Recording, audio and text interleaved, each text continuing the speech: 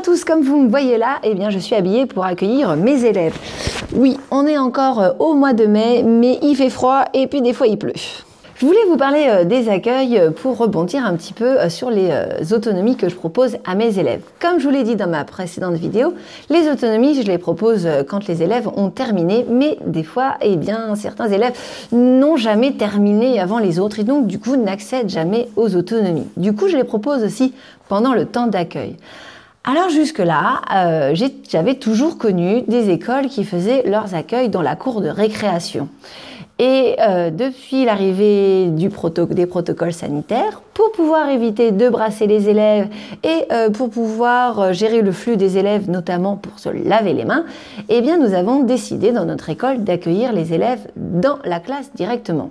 Bien franchement, ça nous a vraiment plu. Déjà, eh bien, on gagne un temps énorme au niveau des apprentissages. Bah oui, comme vous le savez, on a 6 heures de classe par jour et donc les horaires de l'école sont organisés pour respecter ces 6 heures.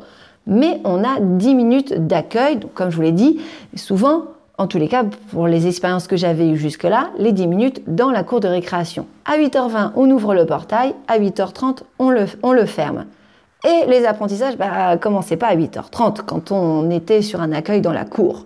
Parce qu'à 8h30 ça sonne, on ferme le portail, les élèves se rangent, on les accompagne jusqu'à la classe, ils retirent leur manteau pour les mettre au porte-manteau, ils retirent leurs affaires qui sont dans leur cartable, ils s'installent à leur table et puis du coup tout le monde est là ensemble, bouge ensemble tous en même temps, ça peut discuter. Ça peut, il y a du mouvement, ça prend du temps, ça peut prendre jusqu'à 10 minutes. Et donc, finalement, on commence pas la classe à 8h30, on commence la classe à 8h40. Et ça, du coup, l'après-midi, le temps est un petit peu moindre puisqu'on n'a pas à défaire le cartable, mais ça prend quand même le temps de se ranger, défaire son manteau, de s'installer. Donc voilà, du coup, le fait d'accueillir tout de suite les élèves dans la classe, vraiment, on gagne un temps vraiment important pour les apprentissages. Ça, c'est le premier point positif.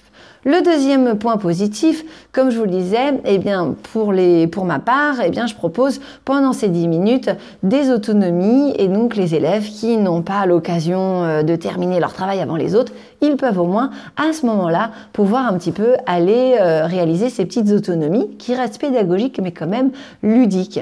Et puis un autre point, les élèves, eh bien, ils sont plus posés, plus calme.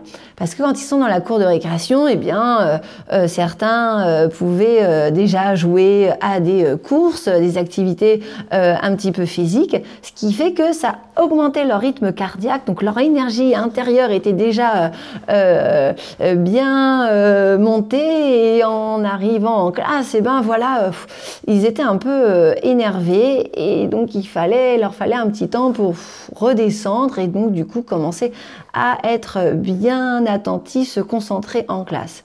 Donc là, le fait qu'ils n'aient pas l'occasion de faire des activités physiques intenses, même si c'était pendant 10 minutes, eh bien voilà, leur énergie intérieure est plutôt zen et c'est plus facile pour commencer la classe comme ça. Et puis aussi, on évite aussi les petits conflits du matin qui font commencer la journée déjà avec des points négatifs.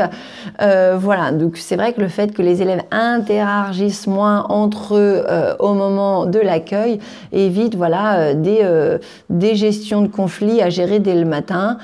Voilà, vous allez dire, oh là là, dis donc, pas sympa la maîtresse, dès le matin, ils n'ont pas le droit de se parler.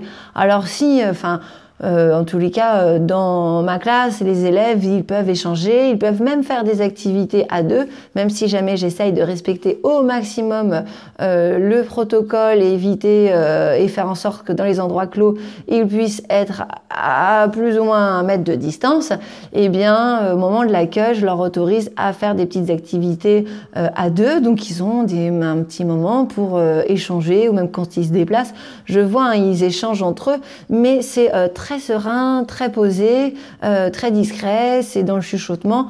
Donc voilà, ils sont vraiment, c'est calme, beaucoup plus calme et on commence très vite les apprentissages le plus proche possible de 8h30. Voilà, j'avais vraiment envie de vous partager cette expérience que j'ai eue dans l'école pour l'accueil de mes élèves. Peut-être que vous aussi, vous avez fait cette expérience cette année avec la mise en place des protocoles. Peut-être que, à l'inverse de moi, vous avez trouvé cette expérience désagréable ou comme moi, vous avez trouvé vraiment des points positifs à accueillir vos élèves tout de suite dans la classe. Peut-être aussi vous faites ça depuis longtemps ou encore vous aimeriez mais vous ne pouvez pas parce qu'effectivement ça demande de l'organisation. Pour notre part on a un enseignant qui est au portail et puis un enseignant qui se met entre les deux classes qui va surveiller parce que on a une porte qui communique entre les deux classes.